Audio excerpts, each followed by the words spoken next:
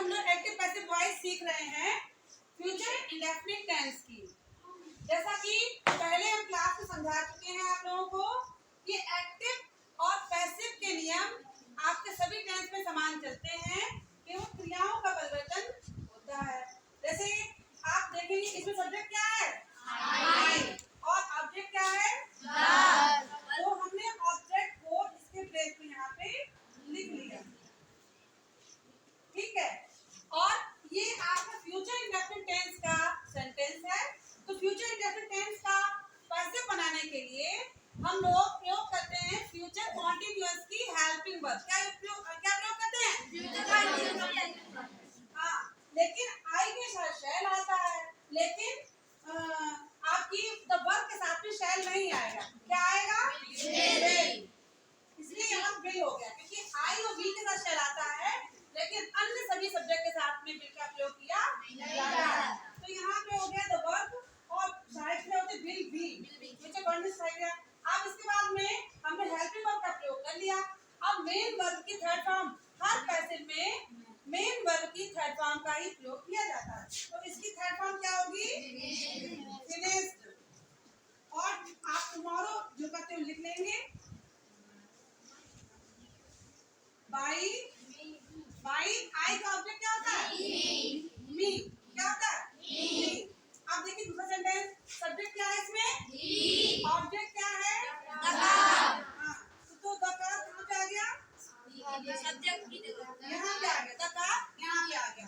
अब देखिए इसमें विल नॉट निगेटिव सेंटेंस दिया गया है, तो आप लोग ये ध्यान रखेंगे इसमें क्या करेंगे? विल नॉट फिर बी लगाएंगे, will not be। और ड्राइव प्लेटफॉर्म driven। क्या होती है?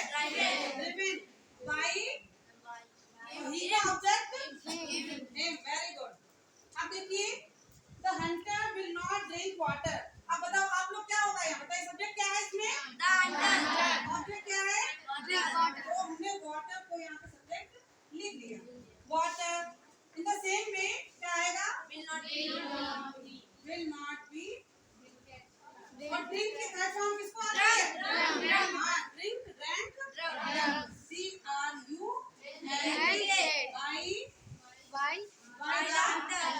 hunter। Very good. Who will buy your car? तो हम लोग जानते हैं इसमें सब्जेक्ट आपका who है। क्या है? who सब्जेक्ट है और ऑब्जेक्ट क्या है? your car।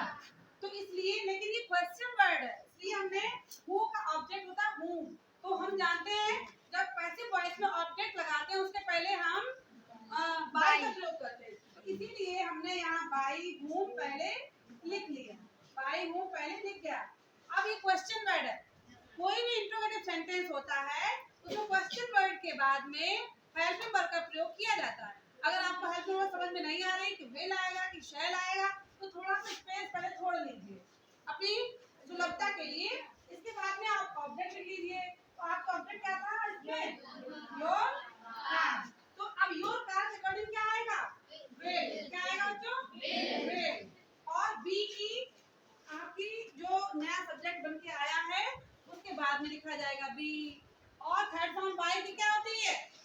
व्हाट। क्या होती है? व्हाट। और क्वेश्चन मार्क लगा दें, आपका वो वाला सेंटेंस चेंज हो गया। अब देखिए कोई भी सेंटेंस इंट्रोगेटिव तब होता है जब उसकी हेल्पिंग वर्ब आगे लिखी हुई है। अब हेल्पिंग वर्ब आप देखें इसमें कि विल आगे लिखा है तो विल, नहीं सब्जेक्ट इसमें क्या है? ही। ऑब्जेक्ट क्या है? The poor. तो हम सब्जेक्ट नीचे ही सब्जेक्ट का प्रयोग करते हैं। तो यहाँ पे द पुअर के अकॉर्डिंग भी विल का ही प्रयोग होता है। तो द पुअर यहाँ पे आ गया आपका, और will the poor be helped by he का हिम। ही का ऑब्जेक्ट हिम और क्वेश्चन मार्क लगाना ना भूलें।